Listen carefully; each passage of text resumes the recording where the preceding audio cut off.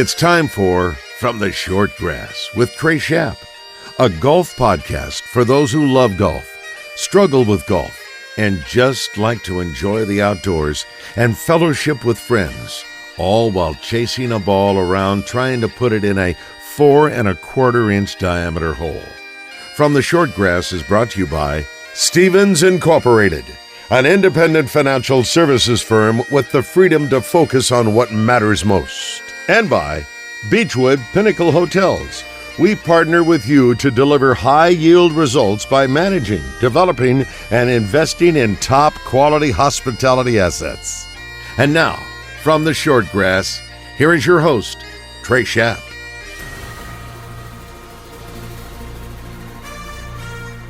I'm so happy I got that shot up and down on 18. Oh, man. I didn't want to finish second again. PGA really stung. Xander played magnificent. I wanted to get this one done, especially at such a special place that means so much to me and SMU and my dad, what pain meant to him. 1000th USGA championship. I mean, just stack them on top. That bunker shot was the shot of my life.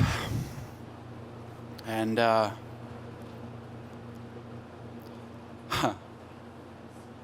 forever be thankful that I've got longer wedges. So I can hit it farther and get it out and get it up there next to the hole. I don't know what to think. It fully hasn't sunk in yet, but I just want everybody to enjoy it as well. As much as it is heartbreak for some people, I mean, you know, it was heartbreak for me at the PGA, and I really wanted this one. And I turned the corner and saw I was a couple back, and I said, nope, I'm not going to let that happen.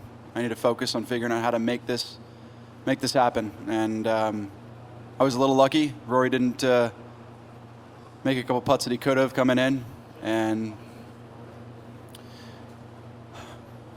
I had an amazing up and down in the last. I don't know what else to say. It's a dream come true. For me, it was knowing how good my game is and how great of a place it's in, and just continuing to execute and knowing that it eventually, the statistics would hopefully fall my way.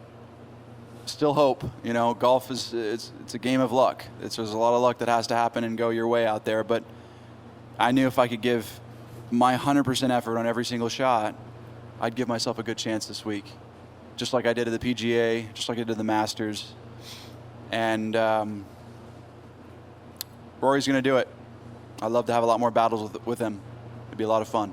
But, yeah, Rory's going to do it at some point. Welcome to another edition of From the Short Grass. That was the voice of the 2024 U.S. Open champion, Bryson DeChambeau.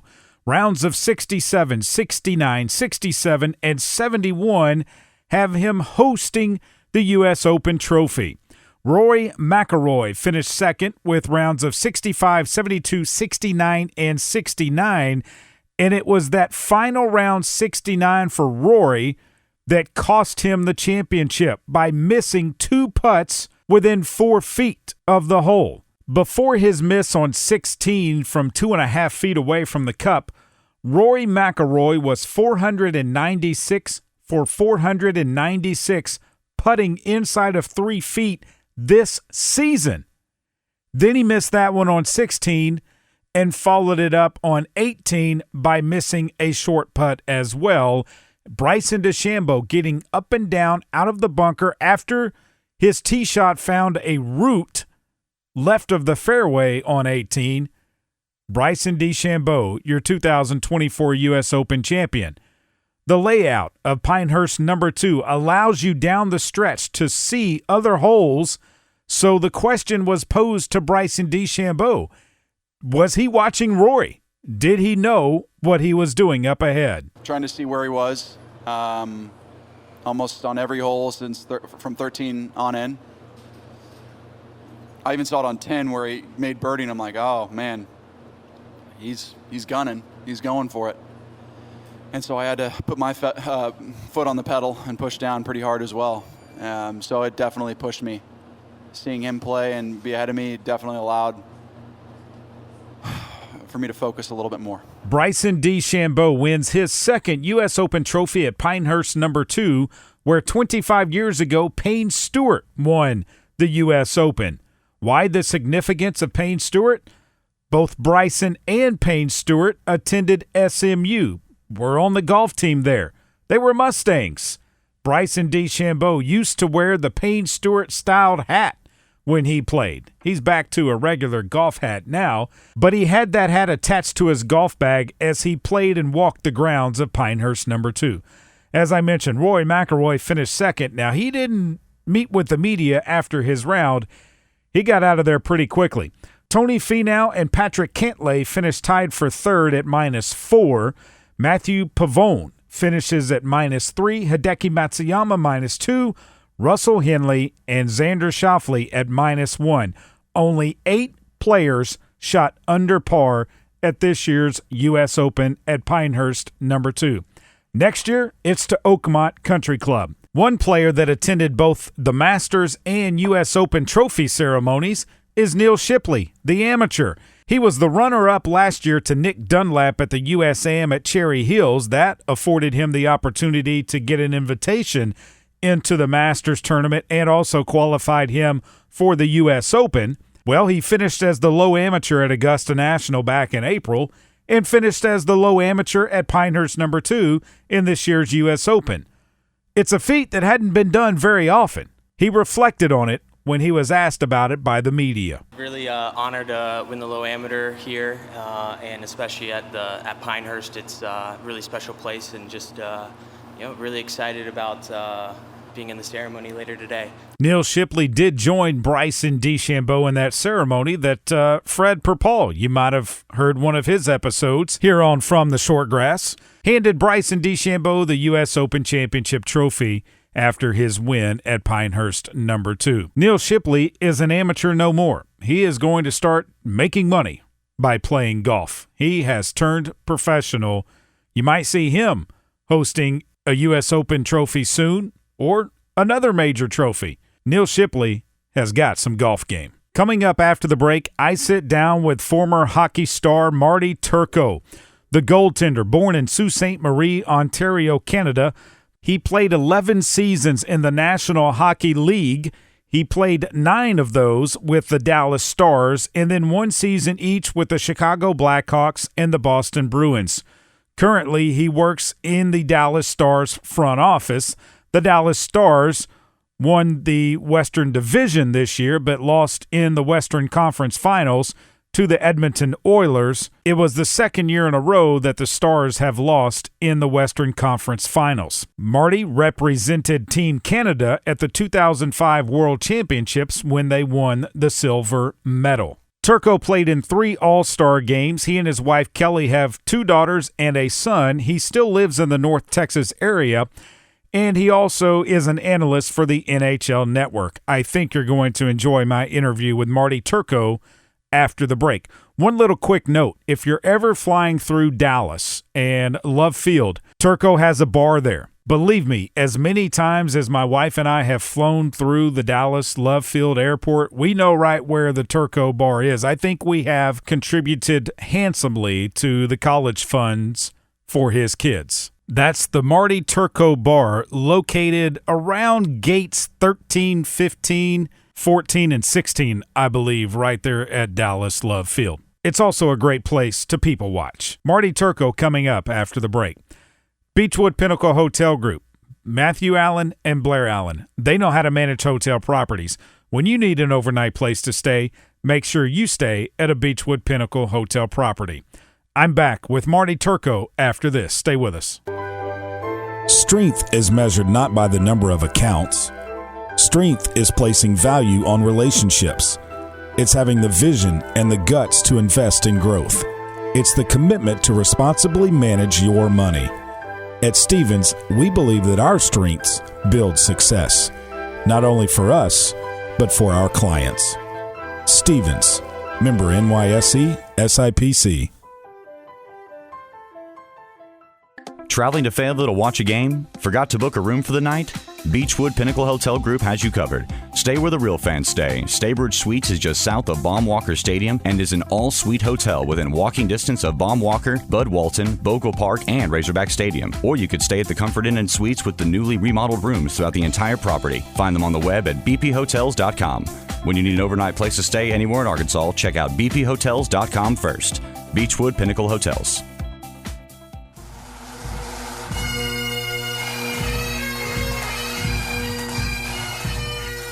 Welcome back to this edition of From the Shortgrass. I am your host, Trey Schaap. Marty Turco, who grew up in Canada, played his collegiate hockey at the University of Michigan, who at the time was a member of the Central Collegiate Hockey Association. Turco won 2 NCAA championships at Michigan. Turco won 2 NCAA championships at Michigan and was drafted in the 5th round of the 1994 NHL entry draft by the Dallas Stars. He went on to play for Michigan that fall. He earned many awards in his 4 years at Michigan, including Rookie of the Year in 1995, Tournament MVP in 1998, and nominations to the first All-Star team in 1997, the second All-Star team in 1998, and the All-Tournament team in 96 and 98. After graduating, Turco went to play for Dallas's International Hockey League affiliate, the Kalamazoo Wings. In 1999, he was named IHL Rookie of the Year. After 11 seasons in the NHL, 9 of them in Dallas, Turco works for the Dallas Stars in their front office, and he loves the game of golf. One question I had to ask, do the golf clubs make the plane in the NHL? You'll have to wait and find out his answer in just a matter of minutes. On the tee, Marty Turco. Marty, thanks for joining me on From the Shortgrass. I've got to ask you this question. What'd you do first, pick up a hockey stick or a golf club? Oh, come on. You know what? I don't know. No, I should know. I don't remember picking up a hockey stick because I was 2 years old. So it's all hearsay for me. The first real golf club that I picked up was probably, 7 that I remember. I was left-handed like hockey. It was a 2-wood. Didn't come with balls or tees. It was like a garage sale. And we just moved into a new house. Across the street was a park, pretty uneventful park that I just had my 3 balls and would hit it back and forth. Sometimes I'd chunk it or whatever. And that was the first time. But my dad loved golf. He loved hockey. He loved baseball too. He's a sports guy. And so, in the 80s, we watched a lot of golf together. Spending time with my dad, and he was a right-handed guy. And so when I was a teenager, I'm probably 10, 11, 12, he thought I was hitting it pretty good. And he's like, hey, I bought some new clubs. You want to go to the big boy course? And I'm like, yeah. And he says, well, here's my old ones. Let me know when you're ready. He got new clubs. You got the hand-me-downs. And they're right-handed, and I was left-handed. Oh, no. How did you deal with that? Oh, I cursed, I'm pretty sure. And I'm like, if you don't want to play with me, just say so, bastard. But anyway, I'm happy to this day. I'm a goalie, so I'm not shooting pucks like the other guys. And I still putt left-handed. Today I might putt right-handed after the Pro-Ams. I was just a little off. But I love golf. I love the game. Why do you love it? Part of it's nostalgia, right? Just, TV back then, and you only get broadcast for 2 hours, and you only see the Masters for the back 9, and then I just love being outside. I love the sport. I love the camaraderie. 3.5, 4 hours with your buddies, family. Now my son plays. It's just so different as a sport because it's individual, and I played a team sport.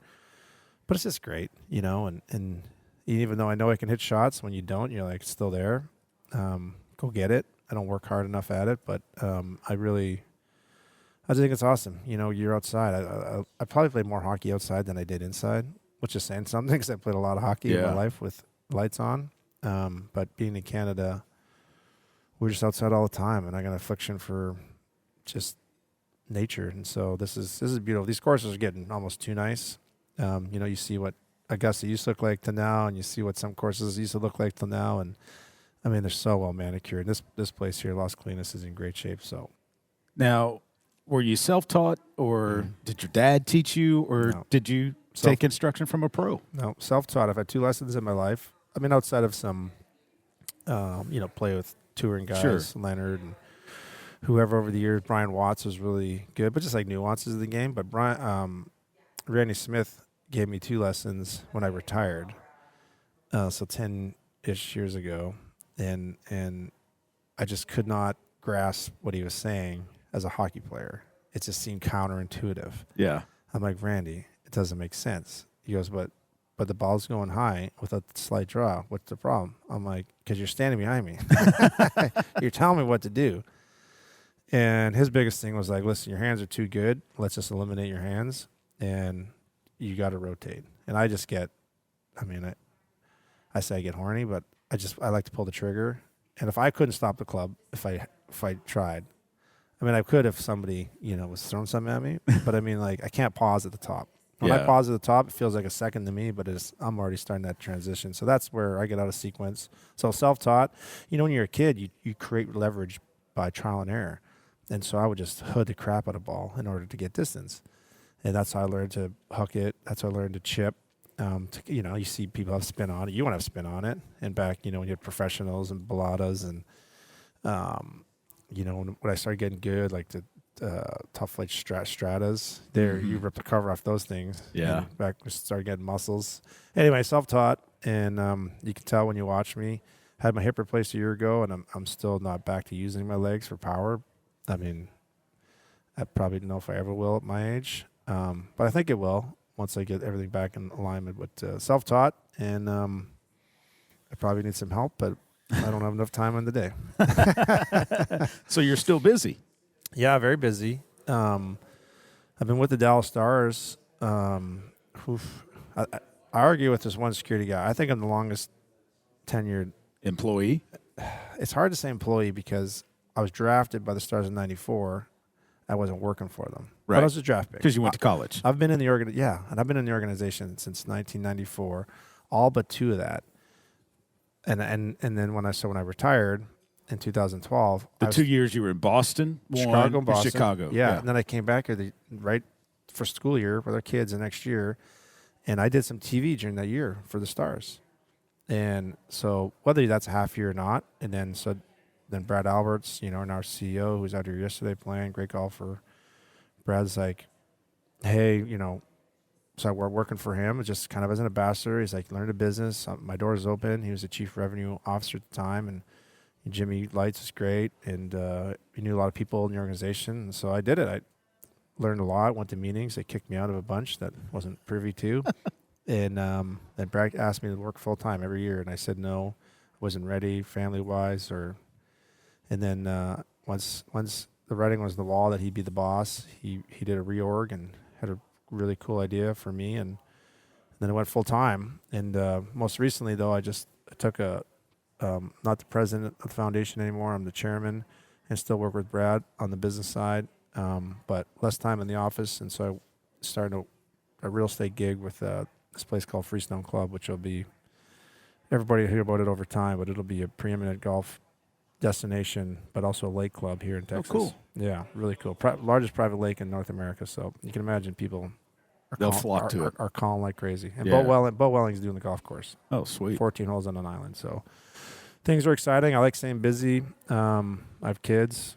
They need to know dad's working, not fluffing around. It's the way I grew up. And we're pumped. Got kids in college, one at home. Yeah, busy, and that's probably why my golf game is not as tight as it should be. I understand that. All right. What's harder, trying to stop a slap shot or a 5-foot putt downhill on greens that are rolling about 13.5? Well, it's a good one. Maybe with a lot of traffic in front of you, too. Yeah. No, I like the traffic. Okay. Yeah. I like the traffic just if it's apples to apples and me and the other goalie in this position. No goalie likes traffic because you can't stop what you can't see. And I'm not the big guy, so I don't have the benefit of just blocking it. But I fought for that. And, those downhillers, you can fight, but you still got to tap it and hope that hole catches it. So the downhill putt's definitely harder because it's hard to putt like slow, just nice tempo, And then when you miss it, slap shot was fun. I enjoyed it. People thought I was crazy. I am. But I absolutely love people ripping it at me. when you are on the course, is it a chance for you to just get away from everything else, the stresses of life, and just get out there with your buddies and friends and enjoy it? Yeah. Yeah. I mean, almost to a T. My wife knows where I'm at. Love lining up putts. I love the banter. You know, always something on it. Could be small. Just, you know, just have a game. You always have a game. And, I mean, this is a beautiful piece of nature. And what I started to appreciate more is those 62, 85 wheelhouse days when the sun's out and you don't have to worry about weather. You don't have to worry about bringing clothes and changing. Like, we're just very fortunate. Texas is great. I mean, we got seasons, but, you know, like you see it. This yesterday was 88. Sunday might be, you know, might not get out of the 50s. And so it's just a great game. And I just do love getting away. And so it forces you to take care of business, whatever that is, before you get to the course.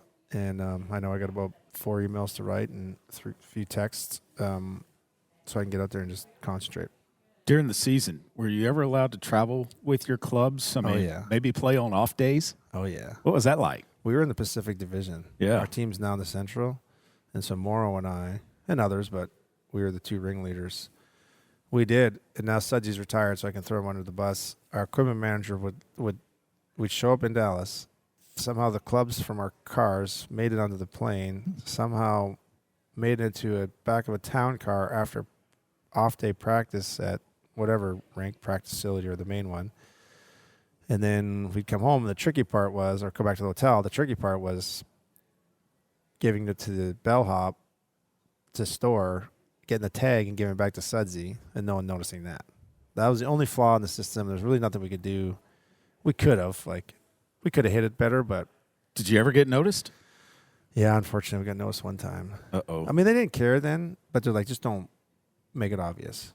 And then the last GM we had, also a teammate of mine, the big screw up, I don't think it was anybody's fault. So we had 2 cargo departments on the plane, one in the front, one in the back. We obviously traveled really heavy with the trunks, and I was still on the plane, and Morrow was getting off early, and the conveyor belt was coming out for all the bags, and I'm sitting there just looking out the window, finishing the game of cards or whatever, packing up, and I saw the golf clubs come down the conveyor belt. And we're all standing around just to usually we grab our own luggage. Obviously, we don't touch equipment. Morrow looked at me, and I was like, oh, God. And the guy, you know, that's it right there, right? You just see clubs on a golf trip. We're here to win hockey games. And now that put an end to it. So current guys, there's no chance in heck that the current guys would. But we counted it 1 year. The NHL wanted to create rivalries, so they played 4 games home and away. So we had 8 games against our rivals, against our division. Phoenix, L.A., Anaheim, San Jose. We counted 57 of our 82 games were either in Arizona or Texas. Or California. Perfect golfing weather. All year. And then never mind the bookends. You know, you could play golf in October in Chicago and up north and or April. Sure. Usually by the playoff times, we wouldn't bring our clubs. But, man. Because that's when it got real.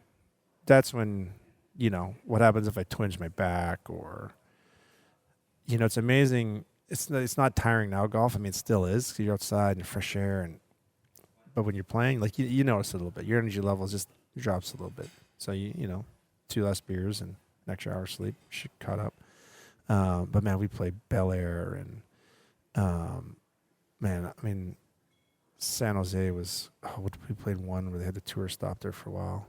Anyway, we got around. Phoenix, you know, we playing Whisper Rock and Estancia and whatever. We were spoiled. We had a lot of cool friends, and they took care of us on the road, and we take care of them, go watch hockey games. Best course you've ever played?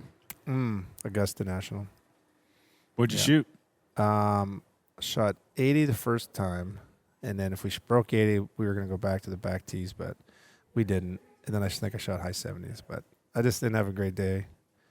It's tricky, but it's fun, and it was a blast. So I'm forever indebted for doing that one. Yeah, still Augusta National. That's nice. All right, last question. Fantasy foursome, living or deceased, you and 3 others you would like to play a round of golf with. Who would they be?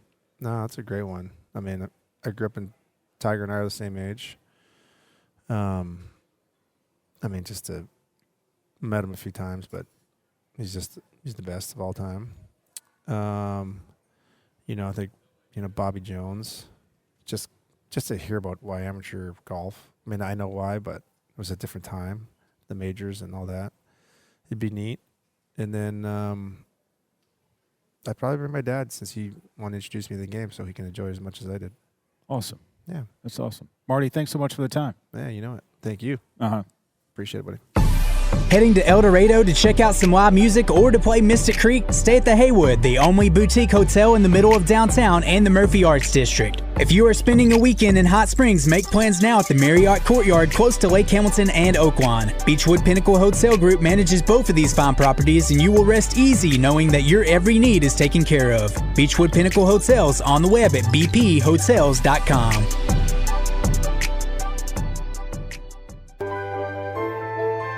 At Stevens, our philosophy is to invest every dollar as if it were our own, to seize opportunity, to anticipate rather than react, to deliver constant focus in an ever-changing world, and to pursue the objectives of our clients in order to help them reach their financial goals.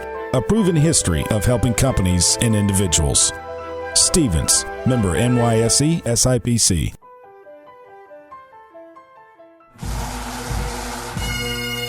Welcome back to this edition of From the Shortgrass. The next major, July 14th through the 21st.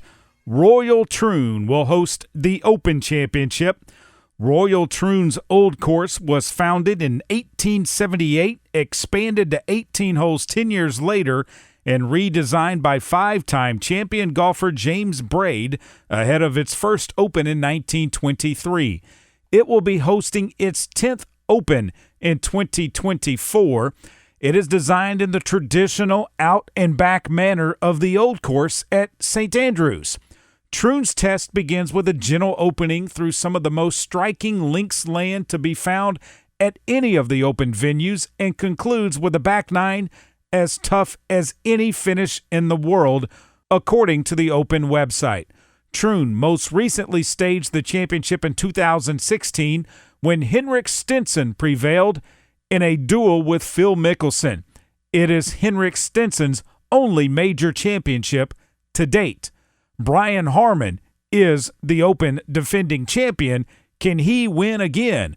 Will Scotty Scheffler, Xander Schauffele, or Bryson DeChambeau win their second major in a calendar year by winning at Royal Troon? We'll have to wait and find out. Next year, the 153rd Open goes to Royal Portrush, and then the 154th in 2026 will be hosted by Royal Birkdale. There's one thing about golf in Scotland this time of the year. It is fantastic, and you never know what will happen with the weather. But we will definitely tune in to the Open Championship the week of the 14th through the 21st of July. If you've missed any episodes of From the Shortgrass, you can find us wherever you get your podcast. Apple Podcasts, Google Podcast. We're on Amazon Podcast as well. Amazon Music, Amazon Podcast, YouTube. We've got a YouTube channel. All you have to do is search From the Shortgrass, and it'll take you to our podcast links. Whatever podcast platform you prefer, believe me, From the Shortgrass is there. I hope you enjoy each and every episode, and if you'd like to send us an email, you can do that as well. FromTheShortgrass@gmail.com. That's the easiest way to get in touch with us. That's it for this edition of From the Shortgrass. I want to thank Marty Turco for spending time with me down in Dallas at the Invited Celebrity Classic and sitting down to talk golf with me. I hope you enjoyed that interview. Remember, when you find your ball mark on the green, fix it and a couple of more. It's always good to take care of the golf course that gives you so much in return. I hope to see you sometime soon from the Shortgrass.